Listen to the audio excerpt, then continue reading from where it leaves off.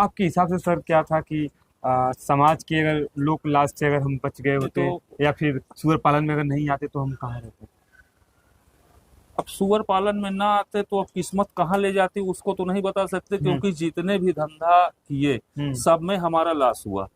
जितना लॉस हुआ हमारा, अगर उतना पैसा बैंक बैलेंस होता तो आज बहुत बहुत प्रॉफिट में, बैंक की ब्याजे से हम बहुत बड़े आदमी हो गए होते। इसके पहले सर आप क्या करते? इसके पहले तो बहुत सारा बिजनेस किए, अब वो तो लंबी लिस्ट हो जाएगी। 5 साल का अरसा हो गया। हम कहाँ से शुरू किए थे, आज कम से कम हमारा बिजनेस 1.25 करोड़ में चल रहा है। अच्छा जी। तो अगर कोई नया आदमी हमारे स्तर पे शुरू करता है तो कम से कम 1.25 करोड़ रुपए उसको लगाना पड़ेगा, जिस स्तर पे आ गए हम। आपका जो कास्ट वाइज है, आप थोड़ा बड़े कास्ट से आते हैं सर, लोगों के सर नजरियों से आप कैसे बचे? मतलब कि सुअर है तो गंदा है। नमस्कार दोस्तों, मैं हूं आकाश यादव। इस समय हम मौजूद हैं दोस्तों प्रयागराज में दोस्तों, और यहाँ पे है सुअर पालन। यहाँ पे 10,000 स्क्वायर फीट के लगभग इनका फार्म है दोस्तों, और 500 सुअरों के लिए अवेलेबल है दोस्तों। यहाँ के जो ऑनर हैं वह पहले इनके पास कई बिजनेस था, कई बिजनेस को बंद करके इन्होंने फिर लास्ट में सुअर पालन पे शिफ्ट हो गए, और ये 5 वर्षों से फार्मिंग कर रहे हैं। इनके पास काफी ज्यादा अनुभव है, आपके बीच साझा करेंगे दोस्तों। सबसे पहले यहाँ के ऑनर साहब का परिचय कराते हैं कि वो कैसे किए, कितना संघर्ष रहा, 5 सालों में इन्होंने क्या सीखा, क्या उतार चढ़ाव आया हुआ है। आइए पिग फार्म के बारे में सब कुछ संपूर्ण जानकारी लेंगे, और आप लोग वीडियो में बने रहिए दोस्तों। सबसे पहले यहाँ के ऑनर साहब का परिचय कराते हैं। नमस्कार सर। नमस्कार। सबसे पहले सर अपना और अपने फार्म का जरा परिचय हमारे दर्शकों को दे दीजिए। मेरा नाम महेंद्र सिंह है। अच्छा। और ये फार्म कादिलपुर ग्राम सभा में स्थित है, जो कि फनगांव वाटर पार्क नियर में और बमरौली हवाई अड्डा। अच्छा जी। ये है लोकेशन फार्म की। तो सर ये हम सबसे पहले जानना चाहेंगे कि सर ये आपका फार्म का एरिया कितना होगा? ये लगभग 10,000 स्क्वायर फीट में बना हुआ। 10,000 स्क्वायर फीट में। कितने पिग के लिए सर अवेलेबल है ये फार्म? ये लगभग 500 पिग है। इस समय मौजूद कितनी है सर? मौजूद तो इस समय तो थोड़ा सा कम होंगी, क्योंकि होली का पीरियड था तो सेल आउट भी काफी माल हुआ है। अच्छा तो फिर भी 400 के आसपास होंगे। अच्छा, 400 के आसपास में है। 500 के लिए अवेलेबल है सर। जी सर एक चीज हम पूछना चाहेंगे कि सर इसके पहले सर आप क्या करते थे? इसके पहले तो बहुत सारा बिजनेस किए, अब वो तो लंबी लिस्ट हो जाएगी। जरा हमारे दर्शक भी जाने कि क्या कैसे हुआ स्टार्टअप। सबसे पहले शुरुआत में तो सन 91 में साबुन का कारखाना खोले। मैन्युफैक्चरिंग हो रही थी, धुलने वाला साबुन। वो एलोरा कॉटन के नाम से निकाल रहे थे। 1 साल उसको किए, उसमें नहीं बेनिफिट मिला, नहीं समझ में आया, बड़ा कंपटीशन था। कम पूंजी से हम लोग शुरू कर किए थे, उसको बंद किए। उसके बाद फिर ट्रक लाइन में आ गए, उसमें भी लॉस हुआ। ड्राइवर कभी एक्सीडेंट किया, कभी कुछ किया। अच्छा। उसको बंद करके फिर ढाबा खुलवाए, रेडीमेड गारमेंट्स की दुकान बड़ी सी डाले, उसमें भी फ्लॉप हुए। फिर कुछ दिन रेस्ट किए। रेस्ट करने के बाद तो अपना पुश्तैनी खेती थी तो उस पे आए। व्यवसायिक खेती हो रही थी, केला, हाइब्रिड का मिर्च। 8-10 साल उसको करवाए, उसको भी देखे कि बहुत अच्छा रिस्पांस नहीं मिला। तब फिर इस लाइन में आए, सुअर पालन में। ऐसे देखते थे कि कुछ लोगों को मतलब बढ़िया प्रॉफिट हो रही है, यूट्यूब वगैरह पर देखे, उसी से प्रोत्साहन मिला। फिर इस लाइन में आए और ये सफलता की सीढ़ी चढ़ते चले गए। अच्छा जी। तो इस समय इसमें आप इस पे स्टेबल हैं या फिर अभी कुछ समझ में नहीं आ रहा आपको? नहीं, अब तो समझ में आ रहा है। अब इससे ज्यादा और क्या समझ में आएगा। स्टेबल है इस समय। हम कहाँ से शुरू किए थे, आज कम से कम हमारा बिजनेस 1.25 करोड़ में चल रहा है। अच्छा जी। तो अगर कोई नया आदमी हमारे स्तर पे शुरू करता है तो कम से कम 1.25 करोड़ रुपए उसको लगाना पड़ेगा, जिस स्तर पे आ गए हम। और शुरू किए थे 20-22 लाख से। अच्छा, 20-22 लाख से। हाँ, 20-22 लाख से शुरू किए थे। अच्छा जी। तो सेट का उस समय कितना खर्च आया हुआ था आपके? उस समय ये वाला पोर्शन हमारा बना था। ये वाला बना था। तो इसमें लगभग 9.25 लाख रुपए खर्च आया था। जो पंप, बोर वगैरह है वो सब लेके लगभग 9.25 लाख रुपए, और ब्रीड वगैरह आई, वो सब मिला के उस समय जब जोड़ा गया था तो लमसम 12 लाख रुपए। अच्छा जी। का ब्रीड का लेके खर्च आया। अच्छा। फिर उसके बाद तो राशन में जो भी पैसा मतलब जो बताए ना 20-22 लाख रुपए लगा, वो सब राशन में गया था। अच्छा, वो सब राशन हाँ, में गया। तो फिर वहीं से फिर बढ़ता चला गया सिस्टम।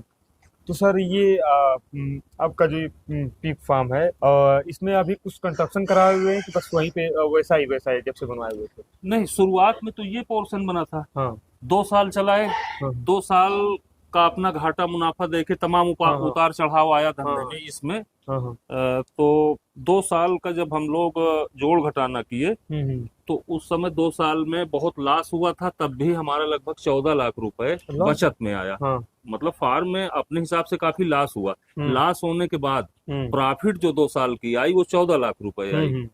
तब ये हुआ कि अगर वो लॉस न हुआ होता, जो जानकारी के अभाव में हो अच्छा। गया, हाँ अगर वो ना हुआ होता तो ये कम से कम हाँ 24-25 लाख की प्रॉफिट में हम लोग चले जाते 2 साल में। हम्म फिर भी 14 लाख के प्रॉफिट में गए। तो उसी पर फिर प्रोग्राम आगे का बढ़ा, तो इधर बगल वाला जो सेक्शन हमारा बना हुआ है अच्छा, सेट, बगल फिर वाला। उसको बनवाए। अच्छा जी। तो अब वो बना, फिर उसके बाद उधर पीछे तरफ अभी आप देखेंगे हाँ वो बना है शेड हाँ फीड रखने हाँ के लिए, और अब तो हाँ फीड की मैन्युफैक्चरिंग भी करने जा रहे हैं। यही हाँ इतिहास है हमारे हाँ फार्म का। हाँ और थोड़ा सा अब ज्यादा से ज्यादा हफ्ता 10 दिन के बाद हाँ हाँ। फिर नया सेट बनना चालू हो जाएगा। अच्छा, अभी दिखाएंगे बगल। आपको, जमीन हाँ पर काफी पड़ी हुई है। हाँ। तो 3 सेट अभी हमारा बनेगा। अच्छा जी। 165 फीट लंबा और 28 फीट चौड़ा। अच्छा जी, वो वाला सेट 3 सेट बनना हाँ है इतना। हाँ। सर ये वाला पोर्शन आपका ब्रीडिंग के लिए है, वो हाँ, वाला आपका ये फैटनिंग जी जी फैटनर के लिए, और वो जो नया बनने वाला है वो उसको बनवाएंगे। 2 सेट तो बनेगा ब्रीडिंग का, जो कि ये लगभग 100 मादा के लिए बनेगा, और 1 सेट बनेगा फाइटनर के लिए। और ये जो ब्रीडिंग वाला है, अच्छा, ये वाला। इसको हम तोड़वाएंगे। अच्छा जी। इसमें तोड़वा के कंस्ट्रक्शन अपने हिसाब से कंस्ट्रक्शन करवाएंगे, तो ये हाँ। फाइटनर का बन जाएगा। अच्छा जी। हाँ। ब्रीडिंग वाला वो अलग सेट बनवाएंगे, क्योंकि इसमें प्रॉब्लम होती है, इसमें 2-2 है। तो किसी को अलग कोई राशन देना है, डिवार्मिंग करवाना है, तो इसमें आती है प्रॉब्लम। वो जो सेट हमारा बनेगा वो 1 मादा के लिए रहेगा, और वो उसी में रहेंगी। तो हमारा रजिस्टर भी मेंटेन करने का थोड़ा सा ठीक रहता है। इसमें तो बहुत पहचान लिखना पड़ता है, फला रूम में छोटी या काली मोटी, इसको ये इंजेक्शन दिया गया, तमाम समस्याएं इसमें रजिस्टर मेंटेन करने में आती। कौन मादा किस बोर से क्रॉस हुई, वो सब पहचान नहीं रह जाती धीरे धीरे। मैनेजमेंट इसका काफी टफ रहता है। तो इसमें टफ है, तो हम बनवाएंगे तो सबसे पहले 100 मादा का सेट बनेगा हमारा। अच्छा। और 1 सेट फाइटनर का उधर बनेगा, और ये इसको तोड़वा के थोड़ा बड़ा करवा देंगे, और जो भी जरूरत होगी मेंटेन करवा के ये फाइटनर में चला जाएगा पूरा। अच्छा जी। सर जब शुरुआती आप जब किए हुए थे पिग फार्म का, तो सर आप खुद लग करके इस फील्ड में किए हुए थे, साथ में रह करके, कि स्टाफ द्वारा बस करवाते थे? शुरुआत से स्टाफ हमारे यहाँ रहा, अपने से कुछ नहीं किए। ये कि शुरुआत में 2-3 महीने स्टाफ को निर्देश देने के लिए हम लोग डटे रहते थे। अच्छा जी। कि अपने सामने राशन बनवाना, राशन डलवाना, धुलाई करवाना, या डिलीवरी होती थी तो हम लोग कुर्सी लगा के यहाँ बैठ जाते थे। अच्छा जी। शुरुआत में कि अपने सामने डिलीवरी करवाते थे। ये नाड़ा काट रहे हैं, पूंछ में रबड़ लगा रहे हैं, दूसरे दिन दांत ऊंत काटने वाला सिस्टम, फिर तीसरे दिन इंजेक्शन आयरन वाला लगवाना, चौथे दिन विटामिन बी कॉम्प्लेक्स का, वो सब अपने सामने करवाते थे। तब लेबर हमारी ट्रेंड नहीं थी। अच्छा जी। अब तो बहुत कुछ ट्रेंड हो गई। अब तो जरूरत तभी पड़ती है हम लोगों की जब ये बीमार होते हैं। अच्छा जी। हाँ। तब हाँ। मतलब जो भी समस्या देखते हुए जो ट्रीटमेंट करना है, वो हम लोग सिरिंज में भर के इंजेक्शन दे देते हैं, वो लगा देते हैं। और बाकी जो रूटीन वाला है, बच्चे पैदा हुए तो कैसे साफ सफाई करना है, क्या करना है डिलीवरी पीरियड में, या उनका तीसरे दिन आयरन का इंजेक्शन, चौथे दिन विटामिन बी कॉम्प्लेक्स का, ये हमारी लेबर इतनी ट्रेंड हो गई कि वो उतना ऑलरेडी कर लेती है। उसमें हम लोगों को हस्तक्षेप करने की जरूरत नहीं। अच्छा जी। हाँ। तो सर ये हम जानना चाहेंगे कि आपने कहीं से ट्रेनिंग लेकर के किया हुआ था, या फिर वैसे ही? ट्रेनिंग तो नाम की हुई है, काम की नहीं। नाम का मतलब ये सरकारी ट्रेनिंग कृषि विज्ञान केंद्र की तरफ से हुई थी, 5 दिवसीय थी। तो वहाँ तो कोई खास बेसिक जानकारी ऐसे दे देते हैं, उसका कोई मतलब नहीं निकलता। तो और किसी फार्म पे ट्रेनिंग वगैरह नहीं। ये है कि थोड़ा सा मेहनत किए शुरुआत में, हम्म तमाम इंटरनेट पे भी खोजे जानकारी, तालमेल बनाए कि क्या ठीक रहेगा क्या नहीं। कुछ फार्मरों का नंबर मिला, बड़े बड़े लोकल वाले तो कुछ बता नहीं रहे थे, वो तो सब चीटिंग कर रहे थे। लेकिन बाहर के फार्मर कुछ मिले, वो जानकारी उनसे साझा हुई, और फिर कुछ सोच ऐसी थी कि शुरुआत से हम लोग दो दो तीन तीन रूम अलग अलग बनाते थे और उस पे रिसर्च करते थे। चलिए। फीड शुरू से अपनी बनाए, किसी कंपनी की नहीं खिलाए। लोग जैसे जैसे गाइड किए, तमाम प्रीमिक्स मार्केट में बनी बनाई आती थी, तो उसको भी यूज करते थे। फिर एक भाई साहब से जानकारी मिली प्रीमिक्स विषय में कुछ, तो फिर उसमें भी प्रीमिक्स अपने से बनाना शुरू किए। अपनी प्रीमिक्स भी मार्केट की बनी बनाई प्रीमिक्स जो आती थी, और फीड में भी संशोधन, वो मतलब हम लोग तालमेल बनाते रहे, अलग अलग रूम पे 10-10 बच्चों पे रिसर्च करते रहे कि किसका क्या रिजल्ट आ रहा है, कौन ठीक है हमारे लिए, कौन नहीं ठीक। ये 5 साल से करते करते हम लोग 1 साल से शांत बैठ गए, नहीं 4 साल रिसर्च करते रहे। तो ये था हम लोगों का ऊपर जाने का रीजन। हाँ, ये था कि मतलब हम लोग कोई कुछ बताता था तो उसको निगलेक्ट नहीं करते थे, उसको आजमाते थे कि हमारे फार्म पर ये कौन सा सही रहेगा। तो यही है हमारा 5 साल का अनुभव। और अब तो मतलब 4 साल तक तो ये सब किए। 4 साल के बाद अब एक जो मेन निचोड़ निकला हमारा, जो फीड का सिस्टम या फार्म का मेंटेन कैसे कितना रखें, तो अब हम लोग उस पे आ गए हैं। अब हमें बहुत मतलब माथापच्ची करने की जरूरत नहीं। आपका जो कास्ट वाइज है, आप थोड़ा बड़े कास्ट से आते हैं, सर लोगों के सर नजरियों से आप कैसे बचे? मतलब कि सुअर है तो गंदा है, ये जैसे अब थोड़ा सा पीछे चलना पड़ेगा। पिताजी हमारे थे तो एक बहुत बड़ी पार्टी थी उस समय, जिस समय हम ट्रक लाइन में थे, ये सन 96 की बात होगी। अच्छा जी। तो उस समय वो बोले, वो कायस्थ श्रीवास्तव, शायद जानते भी हो, हमारे यहाँ चौधरी नौनिहाल सिंह थे। तो उनके जो लड़के 2 हैं, उनके यहाँ आना जाना होता था, उनके कोठी पे। एक हमारे साड़ू भाई वकील साहब थे, तो उन्हीं के साथ आना जाना वहाँ होता था। तो वो कहने लगे कि ऐसा करिए कि रोड पे अगर जमीन हो तो 2.5 बीघे, तो पैसा पूरा हम लगा देंगे और देख रेख आप लोग करिएगा। 50% हमारा रहेगा, 25% आप दोनों लोग ले लीजिएगा, और सब काम लेबर से करवाना है, आप लोगों के नजदीक में रहेगा, केवल देख रेख ऊपर से करना है, लेबर सही कर रही है कि नहीं। तो जमीन हमारी थी, दिखाए भी, सब ओके हो गया। लेकिन जब पिताजी से बताए तो वो नहीं करने दिए। बोले तुम्हारी शादी हो गई है अभी, और तुम्हारे भाई बहन है, उनकी शादी नहीं होगी समाज में, तो हम ये धंधा नहीं करने देंगे। उस समय फ्री में धंधा होता, केवल जमीन हमारी एक्वायर होती, उसमें धंधे में यूज होती। और शायद जो हम जितना हम कर रहे हैं पैसा लगा के, इससे ज्यादा फायदा बिना पैसे का हमें मिलता। लेकिन वही कि समाज और पिताजी की वजह से नहीं कर पाए। फिर पिताजी 2007 में एक्सपायर हो गए, हार्ट अटैक आया। तो थोड़ा सा संभाले, फिर धंधा भी चलता रहा। उस समय वही खेती वाला कृषि कार्य करवा रहे थे। फिर धीरे धीरे उसका भी मजा मिला, वो कुछ समझ में आया नहीं। 10-12 साल हो गया। फिर सर आपके हिसाब से सर क्या था कि समाज के अगर लोक लाज से अगर हम बच गए होते, या फिर सुअर पालन में अगर नहीं आते तो हम कहाँ रहते? अब सुअर पालन में ना आते तो अब किस्मत कहाँ ले जाती उसको तो नहीं बता सकते, क्योंकि जितने भी धंधा किए सब में हमारा लॉस हुआ। जितना लॉस हुआ हमारा, अगर उतना पैसा बैंक बैलेंस होता तो आज बहुत बहुत प्रॉफिट में, बैंक की ब्याज से हम बहुत बड़े आदमी हो गए होते। अच्छा जी। लेकिन सब लॉस हुआ। फायदा बस ऊपर वाला ये समझिए कि उसको कुछ देना था, कि इतना संघर्ष किया ये आदमी, तो कुछ मिलना चाहिए। तो इसी में हमें मिला, और अब पिग फार्मिंग से मिला, और बहुत अच्छा मिल रहा है इस समय। तो समझ रहे हैं कि हम लोगों की प्रॉफिट लगभग 70-80 लाख दोनों की मिला के होगी। ये फार्म वाली, और उधर जो हमारा फीड वाला सिस्टम चल रहा है, ये दोनों को मिला के 70-80 लाख से कम नहीं पर होगी। वर्ष कहा जाए, पर वर्ष 70-80 लाख प्रॉफिट। और टर्नओवर कितना का हो गया होगा तब टोटल पूरा?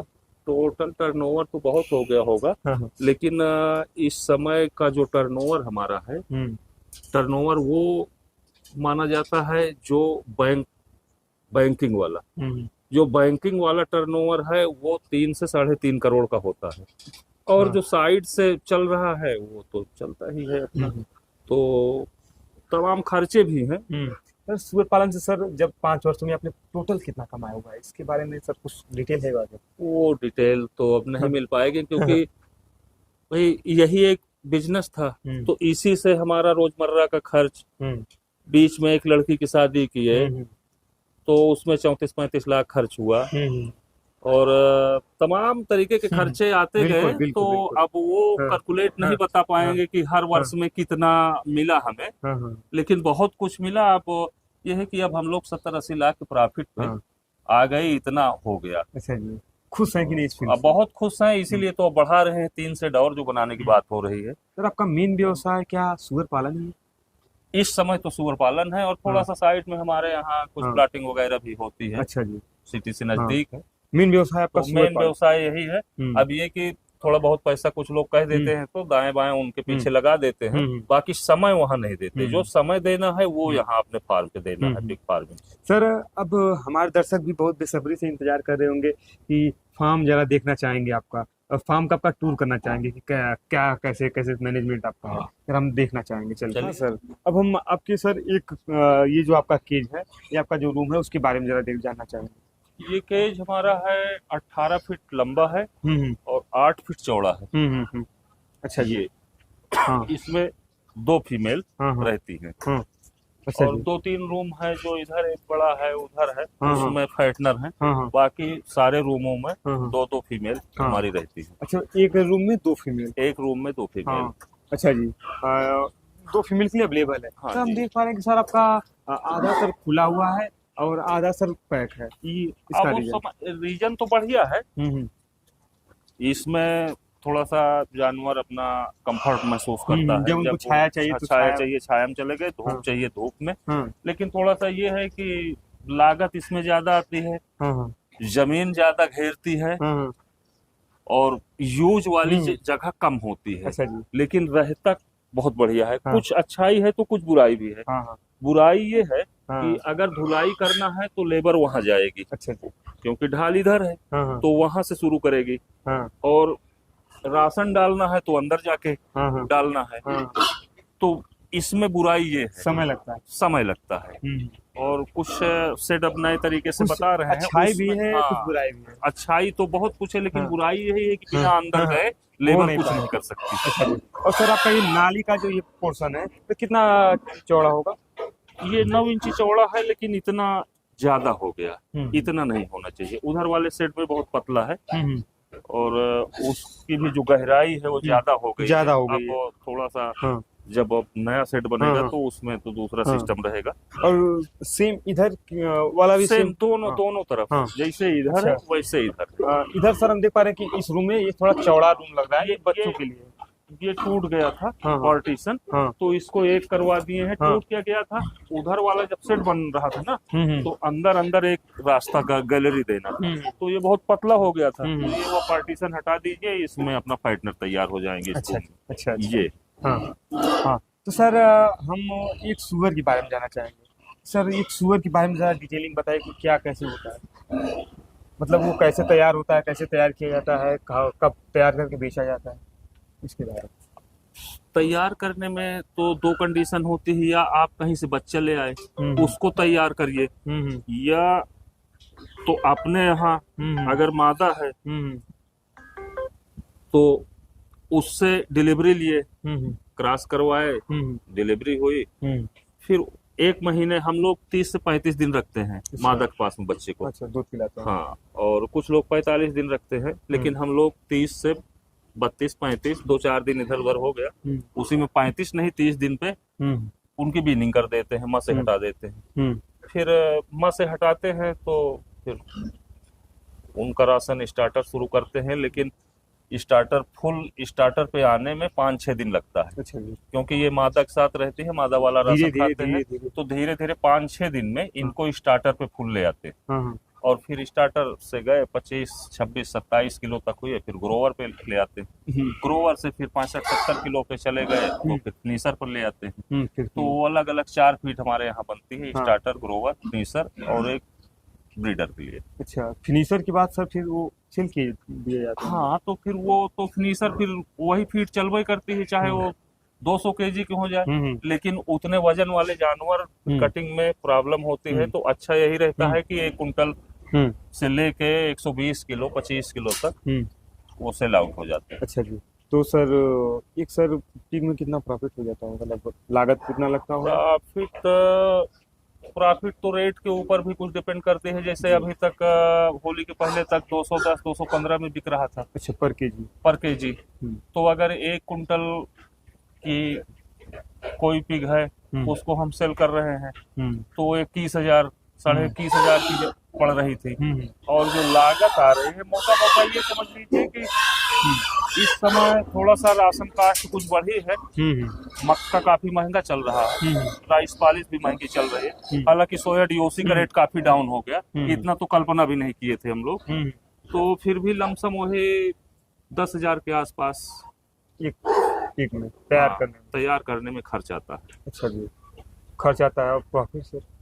प्रॉफिट तो वही है कि अगर 20,000 की बिकी, इस समय भी 200 रुपए का रेट चल रहा है। अगर 1 कुंटल तैयार करने में 10,000 खर्चा है, 20,000 की बिकी, 10,000 की बचत आई, यानी 50% प्रॉफिट आ जाता है। हाँ, 40 से नीचे तो आना नहीं है। और 50 के ऊपर भी कभी कभी चला जाता है। वो फीड और किस समय हमारा जानवर तैयार हो रहा है, अनुभव के हिसाब से प्रॉफिट बढ़ता जाएगा।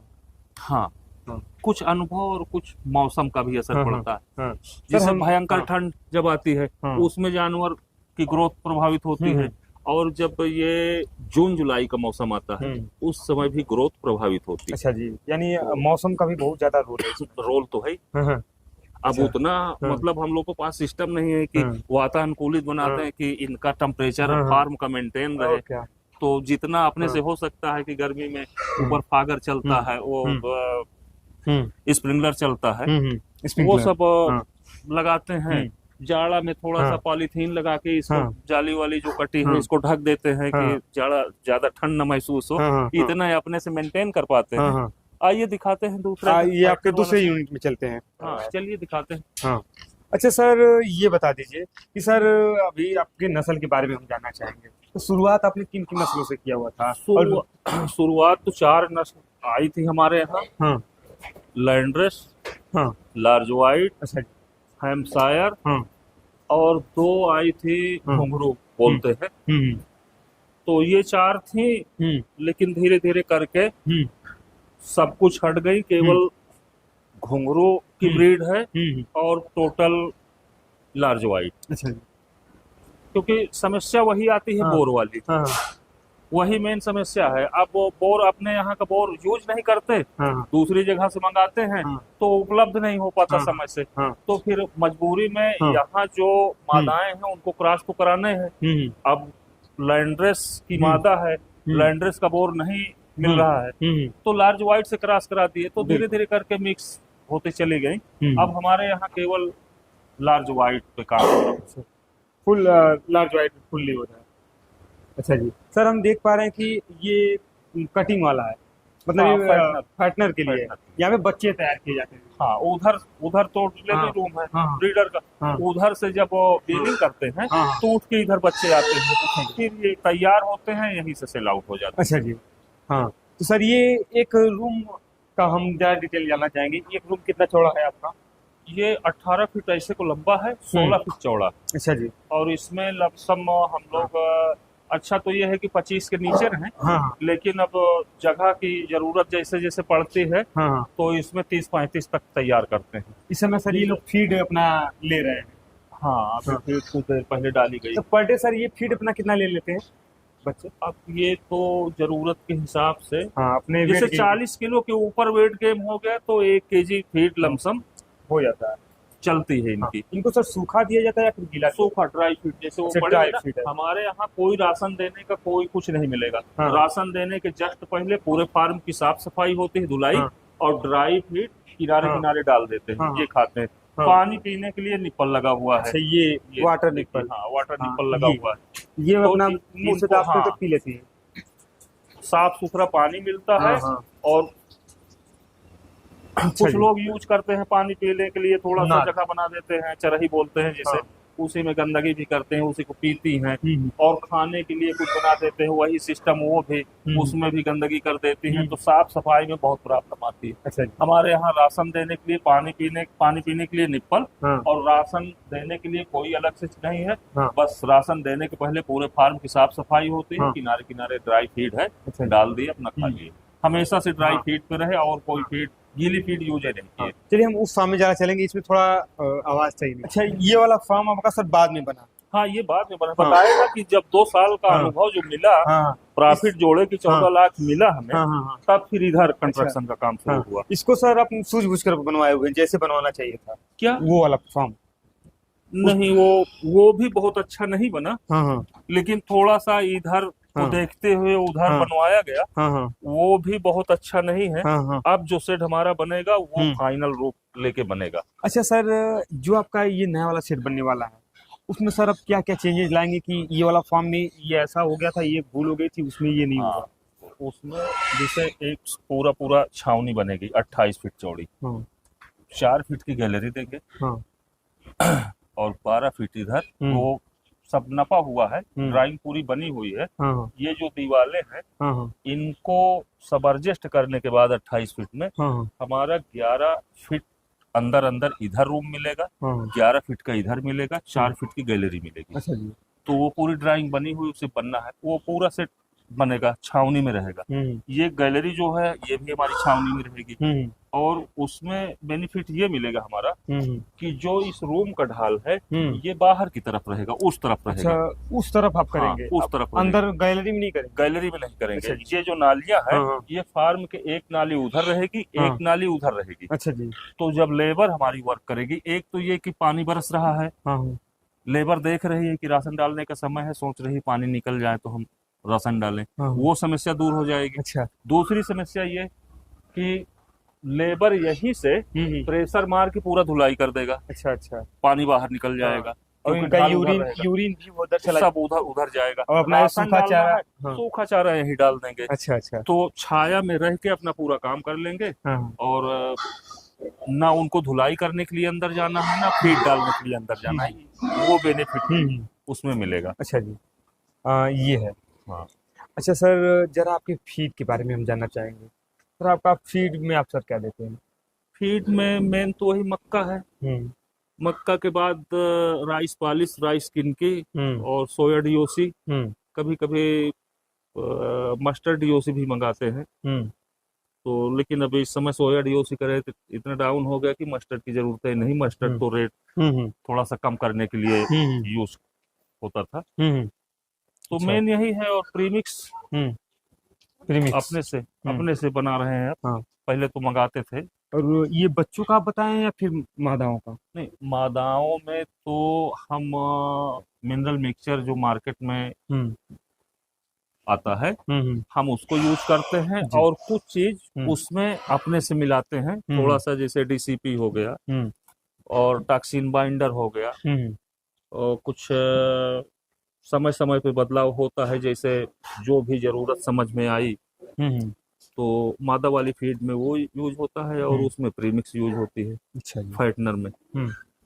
अच्छा, तो ये आपके फीड का शेड्यूल है? मतलब शेड्यूल वही है तो सब कुछ उतना है, सब में मिलता है, क्वांटिटी कम ज्यादा हो जाती है। स्टार्टर में कुछ मिलाना है, ग्रोवर में कुछ मिलाना है, फिनिशर में कुछ मिलाना है, तो रहता उतने है, सब कुछ वही है, क्वांटिटी कम ज्यादा हो जाती है। अच्छा जी।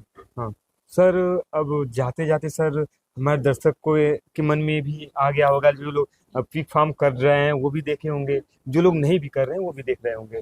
सर जरा ये बताइए कि वो लोग अगर करना चाहते हैं, जो लोग इच्छुक व्यक्ति पिग फार्म करना चाहते हैं, कितने से स्टार्टअप करें, कितना खर्च आ जाएगा, कम से कम में बता दीजिए।